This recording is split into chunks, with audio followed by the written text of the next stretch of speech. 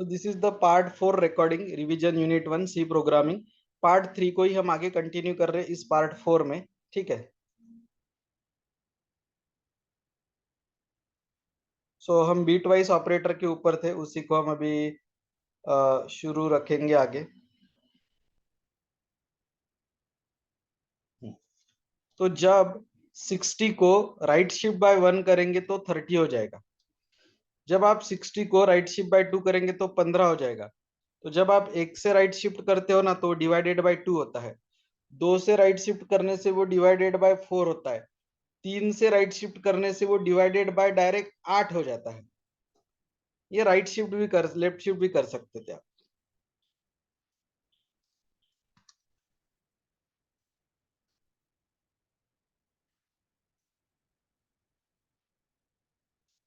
Left shift किया तो multiply हो जाता है, मल्टीप्लाई बाय 2।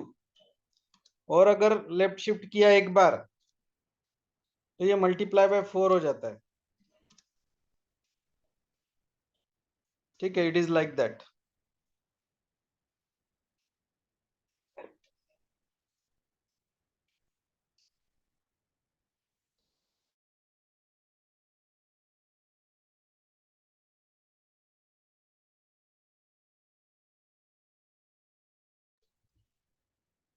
और बिटवाइज में नीचे आता है बिटवाइज एंड, बिटवाइज और बिटवाइज एक्सक्लूसिव और। ये अभी जो मैंने एक्सप्लेन किया वो सुनाई दिया कि आपको कि मैं म्यूट पे था गलती से?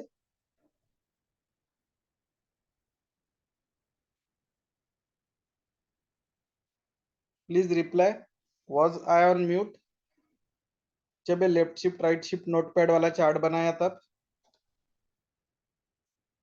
Okay, thank you. अब ये बीट वाइज देखिए, ये 4 बीट अलग 4 बीट अलग लिखने की जरूरत नहीं है, वो दिखना ठीक चाहिए इसलिए ऐसा किया है। आप एक साथ ही लिखेंगे, ठीक है, कोई प्रॉब्लम नहीं। ये बीट वाइज एंड में क्या होता है पता है क्या? ऊपर का डिजिट 1 है, नीचे का भी डिजिट 1 है तो आंसर 1। ऊपर का डिजिट 1 है, नीचे का भी डिजिट 1 है तो आंसर 1। लेकिन अगर ऊपर या नीचे एक भी जीरो रहा तो आंसर, ऊपर या नीचे एक भी जीरो रहा तो आंसर।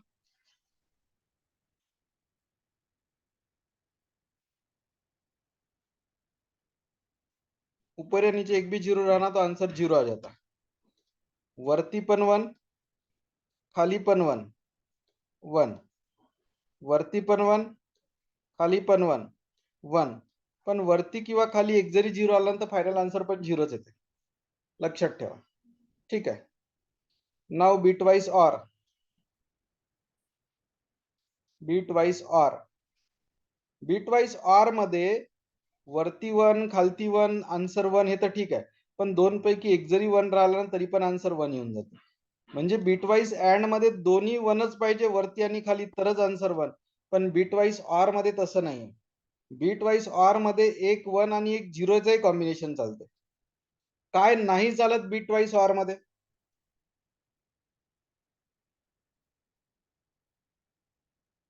बिटवाइज एंड में दोनों 1 चाहिए ऊपर नीचे, लेकिन बिटवाइज ऑर में वैसा नहीं है, एक रहा तो भी काम हो जाता।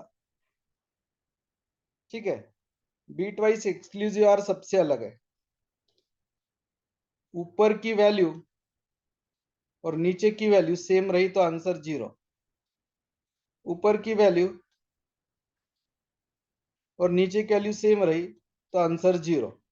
लेकिन अगर डिफरेंट रही, ऊपर अलग है नीचे अलग है, तो आंसर इज 1। आई रिपीट, जो वैल्यू ऊपर है 1 या 0, वही अगर नीचे भी है 1 या 0 तो आंसर 0। और ऊपर और नीचे डिफरेंट डिफरेंट बीट है, एक जगह 0 एक जगह 1 है, तो फिर आंसर 1। सिंपल, ऊपर नीचे सेम बीट, आंसर 0। ऊपर नीचे डिफरेंट बीट, आंसर 1। यह है बिटवाइज एक्सक्लूसिव ऑर। तो बिटवाइज में टोटल 6 ऑपरेटर यूज होते हैं। ये साइन है वंस कॉम्प्लीमेंट, ये हर 1 को 0 में और 0 को 1 में कन्वर्ट करता है। यह है राइट शिफ्ट, जो हर बीट को यहाँ एक पोजीशन या 2 पोजीशन राइट शिफ्ट करता है। जैसे जैसे आप राइट शिफ्ट करोगे वैल्यू डिवाइड होती जाएगी। उसके अपोजिट है left shift, left shift multiply का रोल प्ले करता है। और ये नीचे के तो आसान है। पहला है बिटवाइज एंड, जिसमें ऊपर नीचे दोनों 1 चाहिए तभी आंसर 1 आएगा। नेक्स्ट है बिटवाइस और, इसमें ऊपर या नीचे दोनों वन नहीं रहे, एक रहा तो भी काम चल जाता, आंसर वन आ जाएगा। एक्सक्लूसिव और अलग है, ऊपर नीचे सेम रहा तो जीरो, ऊपर नीचे डिफरेंट रहा तो answer one. Special operator called as a comma, तो कॉमा ऑपरेटर एक वैल्यू को दूसरे वैल्यू से सेपरेट करने के लिए काम आता है। यहाँ सी का आंसर 8 कैसे आया ये आपको बताने की जरूरत नहीं है, यू कैन इजीली अंडरस्टूड। ए 5 था, कॉमा बी 3 था, कॉमा ए प्लस बी 5 + 3 8 होके आंसर आया सी का 8। यहाँ कॉमा का यूज हुआ है, तो comma is a special operator. Size of एक ही वर्ड है, स्मॉल लेटर में लिखना, सिंगल वर्ड, ये ऑपरेटर है। साइज ऑफ एन, आंसर 2 आएगा अगर ये एन इंटीजर है तो। Size of long int, answer 4 आएगा क्योंकि लॉन्ग इंटीजर को 4 बाइट लगते हैं। साइज ऑफ 235 एल, आंसर 4 आएगा क्योंकि एल का मतलब होता है लॉन्ग इंटीजर। ब्रैकेट में आप वेरिएबल लिखो, ब्रैकेट में आप डेटा टाइप लिखो, ब्रैकेट में आप कोई वैल्यू लिखो। साइज ऑफ ऑपरेटर आपको यह बताता है कि उसको मेमोरी में स्टोर करने के लिए कितनी जगह लगेंगी। ठीक है, now we will cover precedence and associativity. Precedence का मतलब होता है, आपने मैथमेटिक्स में बॉडमास रूल सुना है, वही प्रेसिडेंस है। BODMAS rule is nothing but precedence. पहला चांस इन ऑपरेटर्स को देना हमेशा, ये वाले, इनका प्रेसिडेंस वन है, ये इनको हमेशा सबसे पहले ऑपरेशन परफॉर्म में यूज करना। दूसरे नंबर पे इनका प्रेसिडेंस है। तीसरे नंबर पे ये मल्टीप्लाई डिवाइड मॉडुलो डिवाइड। उनके नीचे है प्लस माइनस, उनके नीचे ये, ऐसे टोटल 15 प्रेसिडेंस है। जिनका प्रेसिडेंस वन है उसको ऑपरेशन परफॉर्म करते वक्त पहला चांस मिलेगा, और जिनका नीचे है उनको फिर आखिरी में चांस मिलेगा। ठीक है, एसोसिएटिविटी क्या, कभी कभी क्या होता है पता है क्या, एक ही प्रेसिडेंस वाले मल्टीपल ऑपरेटर्स आ जाते हैं। एक ही लाइन में प्रेसिडेंस नंबर सेम होने वाले 3 4 ऑपरेटर आ गए, तो फिर पहले किसको, तो वो एसोसिएटिविटी से देखते हैं हम। लेफ्ट टू राइट रहा तो लेफ्ट मोस्ट वाला पहले, राइट मोस्ट वाला बाद में, और राइट टू लेफ्ट एसोसिएटिविटी रही तो राइट वाला पहले, लेफ्ट वाला बाद में। एग्जाम्पल देता हूं, समझ जाएंगे प्रेसिडेंस और एसोसिएटिविटी दोनों।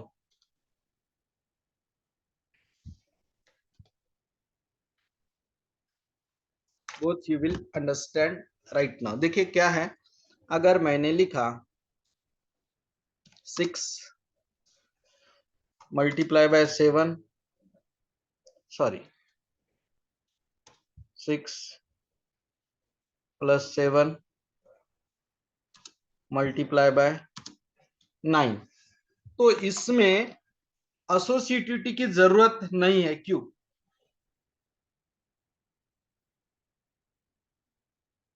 यहाँ एसोसिएटिविटी की जरूरत क्यों नहीं है?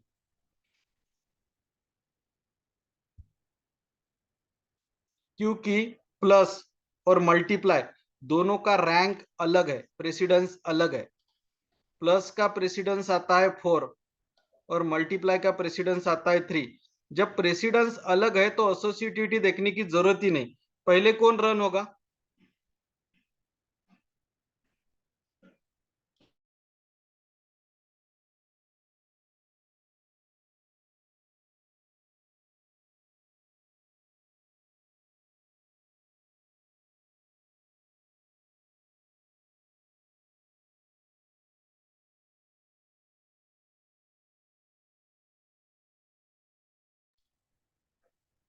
सो यहाँ पे पहले मल्टीप्लाई होगा, कारण मल्टीप्लायचा प्रेसिडेंस जास्त आहे, तर 9 आणि 7 63, मग प्लस होईल, आंसर 69। ठीक है, तो पहले प्रेसिडेंस बाद में एसोसिएटिव। ठीक है,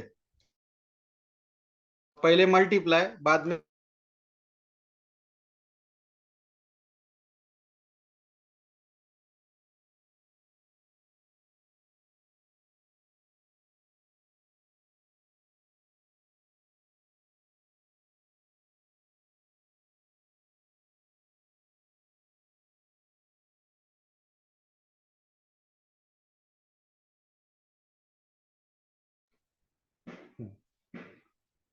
So see here,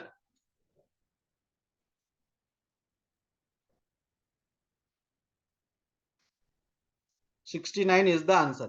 लेकिन कभी कभी क्या होता है, एक ही प्रेसिडेंस वाले एक से ज्यादा आ जाते हैं, जैसे 7 -3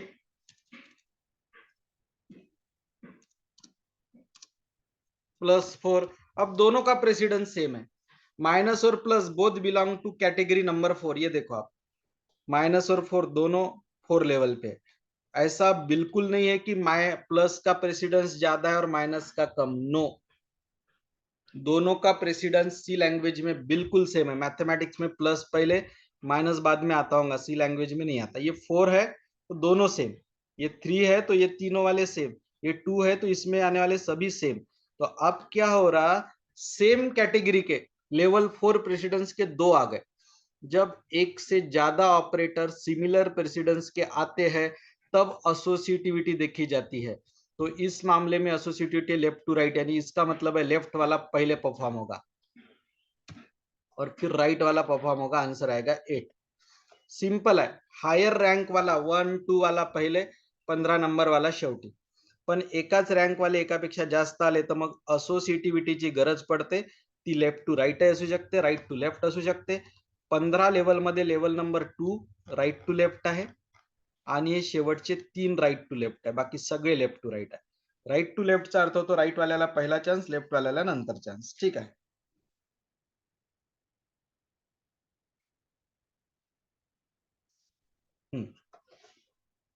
तर हे तुम्ही वाचा थोडा, आता एवढा हा paragraph, you need to read it, मैंने एक्सप्लेन कर दिया है।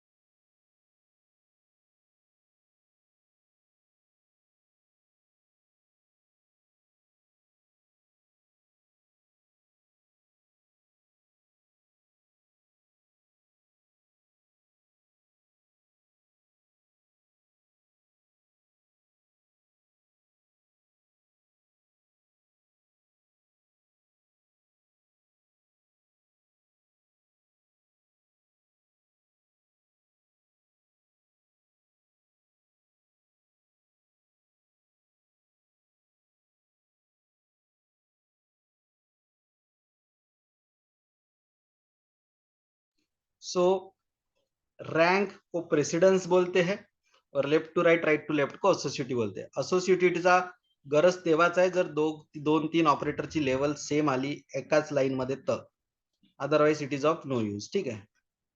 वैसे टोटल 15 लेवल तक है। अब देखा होगा आपने कि टोकन नंबर 8 भी खत्म हो गया अपना, सॉरी टोकन नंबर 6।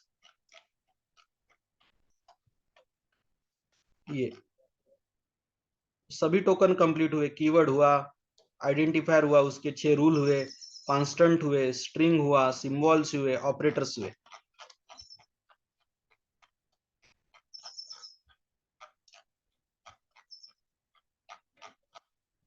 एक्सप्रेशन यानी क्या, ऑपरेटर और ऑपरांड। जैसे देखो ये ए बी सी 10, ये जो दिख रहे हैं ना आपको, ए बी सी 10, ये ऑपरांड्स है।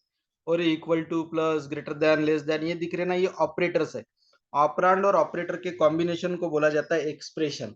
पहला अरिथमेटिक एक्सप्रेशन है, दूसरा रिलेशनल, तीसरा logical and so on. So expression is a combination of operands यानी वैल्यूज एंड ऑपरेटर्स यानी वो सिंबल जो मैथमेटिक ऑपरेशंस परफॉर्म करते हैं। अब अगर हम आपके सिलेबस को एक बार ओपन करें और देखें तो अभी 1.3 के अंदर आने वाला टॉपिक था कैरेक्टर सेट, फंडामेंटल कंस्ट्रक्ट में, वो कंप्लीट हुआ। टोकन पूरे कंप्लीट हुए, कीवर्ड्स हुए, आइडेंटिफायर हुए, कांस्टेंट हुए, कैरेक्टर स्ट्रिंग हो गए, वेरिएबल हो गया, डेटा टाइप पेंडिंग है, डिक्लेरेशन वगैरह हो गया। अब ये डेटा टाइप टॉपिक कंप्लीट हो जाएगा ना, तो आपका जो सिलेबस है जो अपने व्हाट्सएप ग्रुप पे है उसमें 1.3 कंप्लीट हो जाएगा।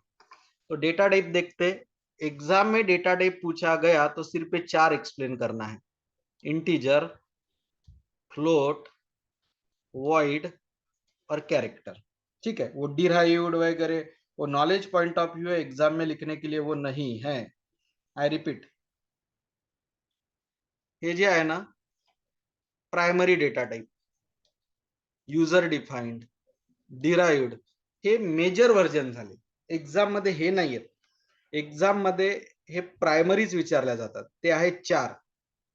पहिला इंटिजर, दुसरा फ्लोट, तिसरा व्हॉइड आणि चौथा कॅरेक्टर, असे 4 आहेत. ठीक आहे.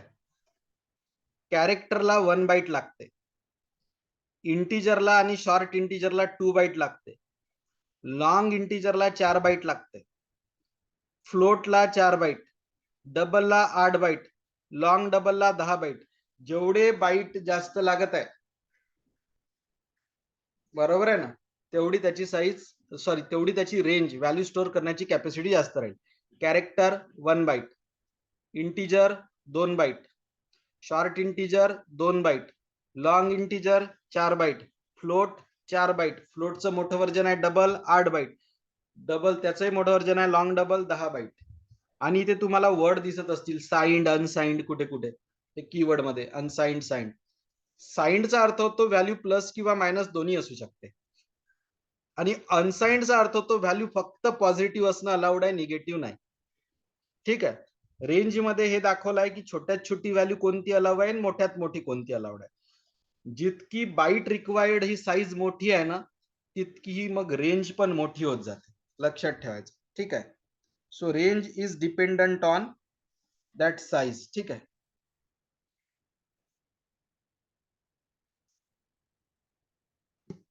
तो ये हो गया आपके डेटा टाइप. अब आपका 1.3 टॉपिक यहाँ होता है कंप्लीट. 1.3 is completed. अब 1.4 शुरू हो जाता है यहाँ पे इनपुट आउटपुट स्कैनएप प्रिंटएप.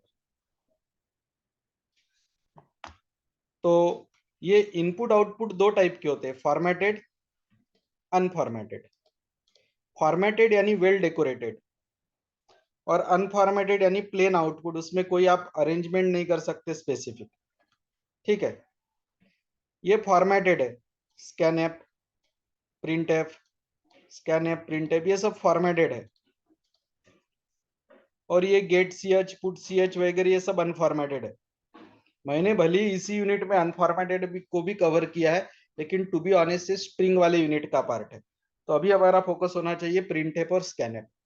एफ का मतलब ही फॉर्मेटेड होता है, स्कैनएप में एफ मतलब फॉर्मेटेड, प्रिंटएफ में एफ यानी फॉर्मेटेड. फॉर्मेटेड यानी वेल अरेंज, वेल डेकोरेटेड. ठीक है.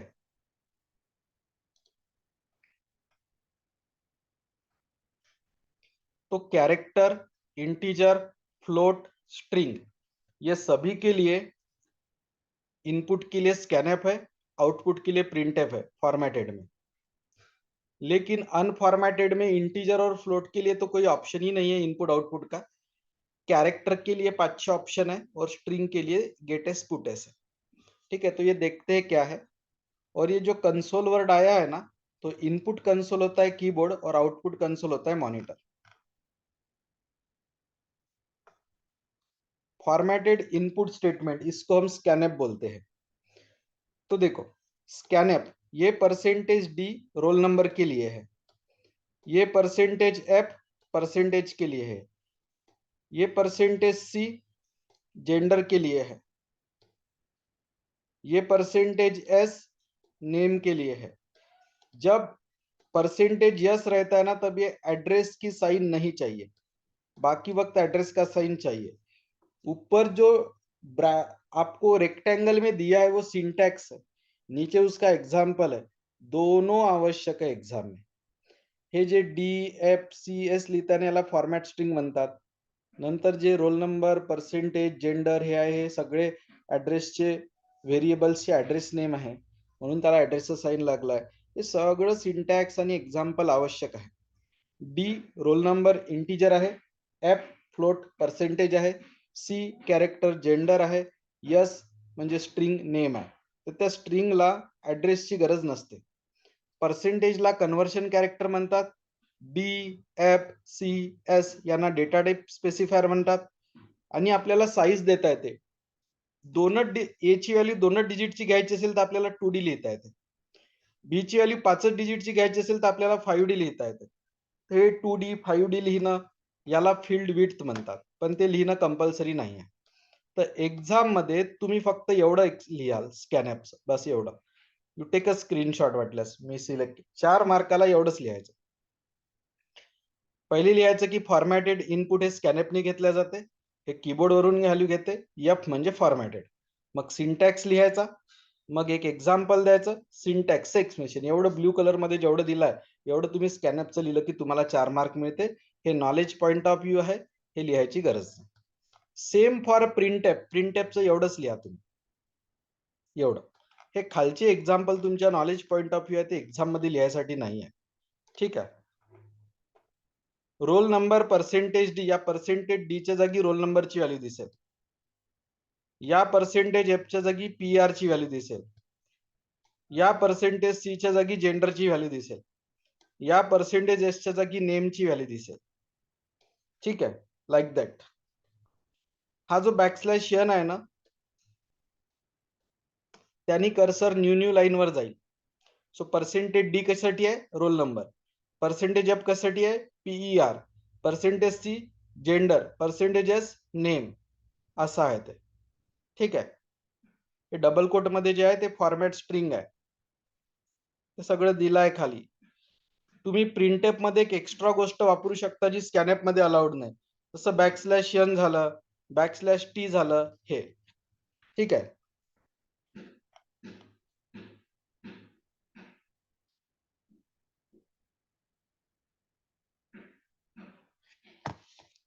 हे काही एक्झाम्पल्स आहे एक्स्ट्रा प्रिंटएपचे, हे एक्झाम मध्ये लिहायची गरज नाही, फक्त समजून घ्या. ए ची व्हॅल्यू आहे 1234. तुम्ही पर्सेंटेज 6D दिलं ना, तसे 6 बॉक्सेस अलोकेट होतात. पण ए ची व्हॅल्यू जी आहे ना, ही राईट साईडला प्रिंट होईल इकडे. याला म्हणतात राईट जस्टिफाईड. आउटपुट मध्ये बॉक्सेस नाही दिसत, बॉक्सेस इमॅजिनरी आहे. मला फक्त हे दाखवायचं आहे की ज्या 6 स्पेसेस अलोकेट झाल्या 6D च्याने, त्यातल्या राईट साईडच्या 4 वापरल्या जातील. पण हे 6D ला तुम्ही -6D केलं ना, तर मग लेफ्ट साईडच्या 4 वापरल्या जातील. याला लेफ्ट जस्टिफाईड म्हणतात, याला राईट जस्टिफाईड म्हणतात. नुसतं पर्सेंटेज डी लिहिलं तर जेवढे पाहिजे तेवढेच.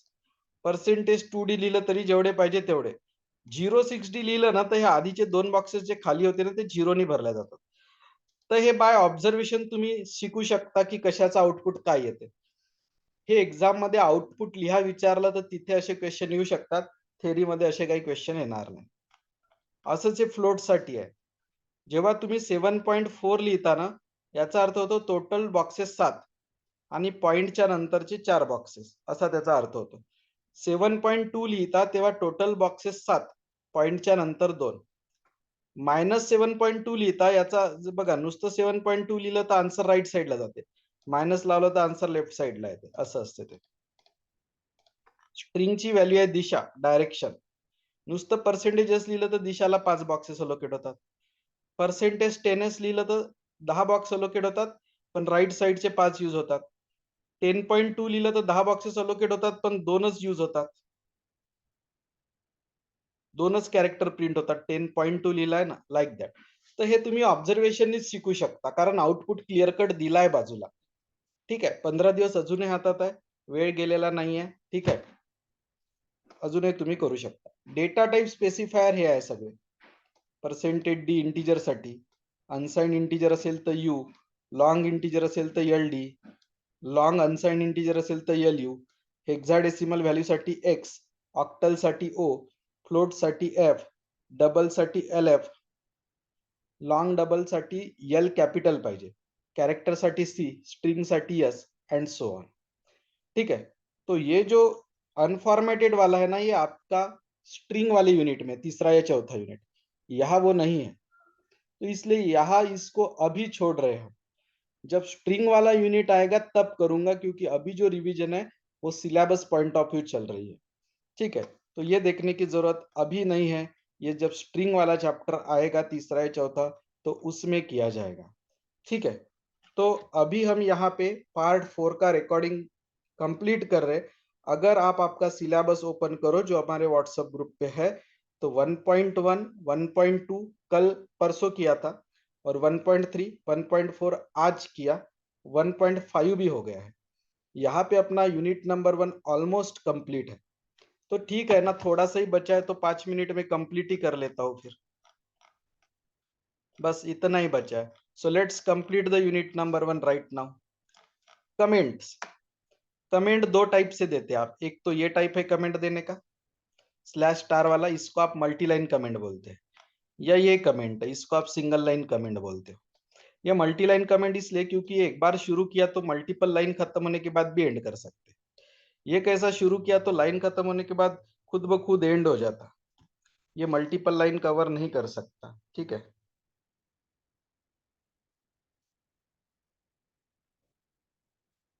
तो this is a multi line comment, this is a single line comment. सबसे पहली बात आती है की कमेंट लिखना क्यों? कमेंट कधीच एक्झिक्यूट नाही होत, कमेंट कधी रन नाही होत, मग लिहायचे कशाला? ते युजर अंडरस्टँडेबल साठी असते। कमेंटनी आपल्या प्रोग्राम मध्ये आपण कुठे काय केलं, कसं केलं त्याचे रिमार्क लिहून ठेवू शकतो, प्रोग्रामचं हेडिंग देऊ शकतो, ऑथरचं नाव देऊ शकतो, डेट देऊ शकतो, त्या स्टेटमेंटचा काय मिनिंग आहे त्याचा रिमार्क लिहून ठेवू शकतो। So comment makes your program informative, लिखना चाहिए कमेंट। ये सिंगल लाइन कमेंट और मल्टी लाइन कमेंट के डिफरेंसेस है। सिंबॉलिक कांस्टेंट, कभी कभी हमें कांस्टेंट वैल्यू लेनी होती है तो उसके लिए हम सिंबॉलिक कांस्टेंट का यूज करते हैं। जैसे हैज डिफाइन पाई 3.14, तो यहाँ 3.14 एक कांस्टेंट वैल्यू हो गई। एक एग्जांपल और देता हूं सिंबॉलिक कांस्टेंट का। हैज डिफाइन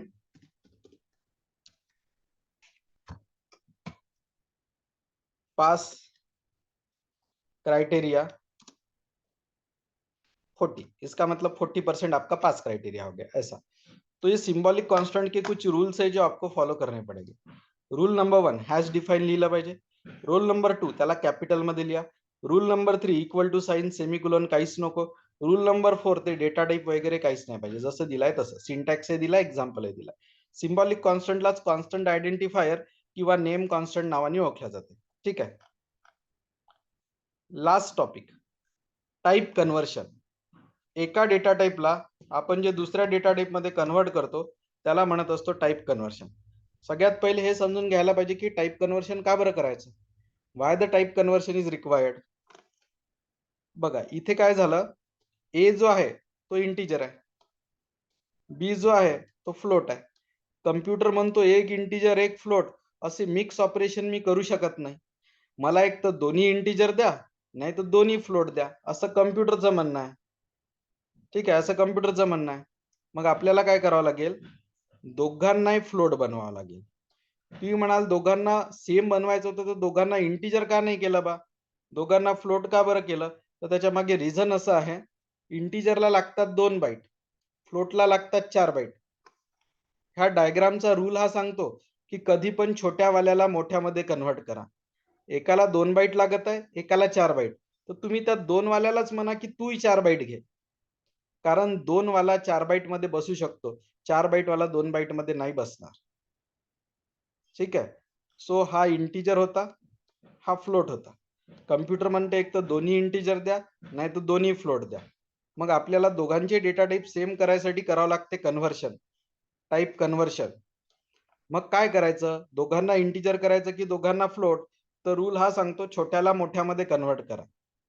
मग छोटा कोण? इंटीजर, 2 बाईट लागते म्हणून तो छोटा, 4 बाईट लागते म्हणून फ्लोट मोठा। मग इंटीजरला फ्लोट बनवा। हा जो A5 होता ना याला 5.0 करा, हा तर 1.2 होताच, आन्सर आलं 6.2। पण स्टोरी मध्ये ट्विस्ट आहे, आन्सर 6.2 आलं पण आपल्याला फायनल आउटपुट जे पाहिजे होतं ना सी, ते इंटीजर मध्ये पाहिजे होतं। मग 6.2 ला आपल्याला करावं लागलं 6। हे जे कन्व्हर्शन झाले हे स्वतःहून झाले, कम्प्युटर स्वतःच करून टाकते, तुम्हाला नाही करावं लागत। याला म्हणतात इम्प्लिसिट किंवा ऑटोमॅटिक टाइप कन्व्हर्शन। इथे हा चार्ट फॉलो होतो, छोटा डेटा टाइप मोठ्या डेटा टाइप मध्ये जबरदस्तीने कन्वर्ट केला जातो। हे कम्प्युटर स्वतःच करून घेते।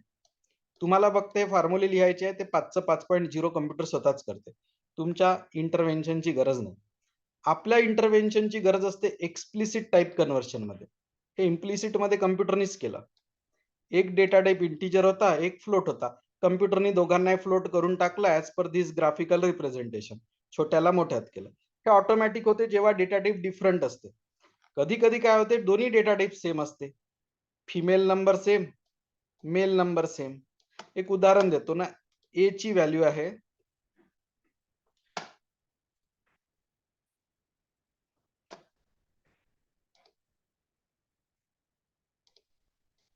23, बी ची व्हॅल्यू आहे 10. जर मी ए डिवायडेड बाय बी केलं तर आन्सर येते 2. हे आन्सर चुकीचं आहे, कारण आन्सर 2.3 यायला पाहिजे होतं. पण ए इंटिजर आहे, बी इंटिजर आहे, याला म्हणतात इंटिजर अरिथमॅटिक. कम्प्युटर म्हणते मी आउटपुट इंटिजर काढतो, आन्सर येते 2, जे पाहिजे होतं 2.3. मग 2.3 पाहिजे होतं, तुम्हाला काय करावं लागेल माहिती आहे, दोघांपैकी एकाला फ्लोट करावं लागेल. कसं, तर त्याच्यासमोर ब्रॅकेटमध्ये फ्लोट लिहा.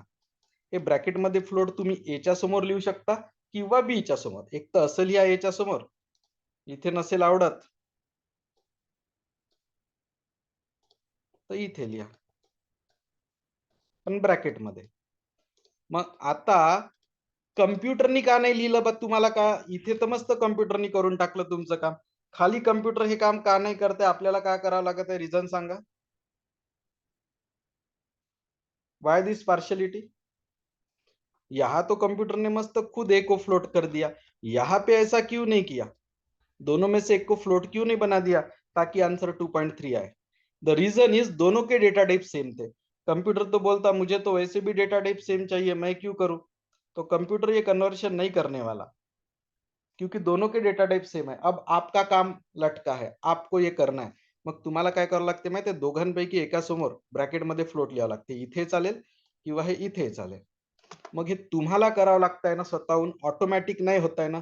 मग याला म्हणायचं explicit type conversion. Simple, data type वेगळा वेगळा त्यांना सेम कम्प्युटर स्वतः करून टाकतो, हे झालं इम्प्लिसिट. पण डेटा टाईप जेव्हा दोन्ही सेम असते तरी आपलं काम नाही होत, आपल्याला त्याला करावं लागते ब्रॅकेटमध्ये फ्लोट वगैरे लिहून, ते झालं एक्सप्लिसिट. त्याला टाइप कास्टिंग किंवा कास्टिंग अ व्हॅल्यू असं म्हणतात. सो यहाँ यूनिट नंबर 1 जिसमें 5 टॉपिक है, 1.1, 1.2, 1.3, 1.4, 1.5, यहाँ खत्म होता है. इसके लिए हमें 40 मिनट के 4 रिकॉर्डिंग लगे. 2 दिन पहले पार्ट 1 पार्ट 2 रिकॉर्ड किया गया, आज पार्ट 3 पार्ट 4 रिकॉर्ड किया गया. I will try my best to give this part to you within next 2 hours. Thank you. कल हम यूनिट नंबर 2 का रिवीजन करेंगे.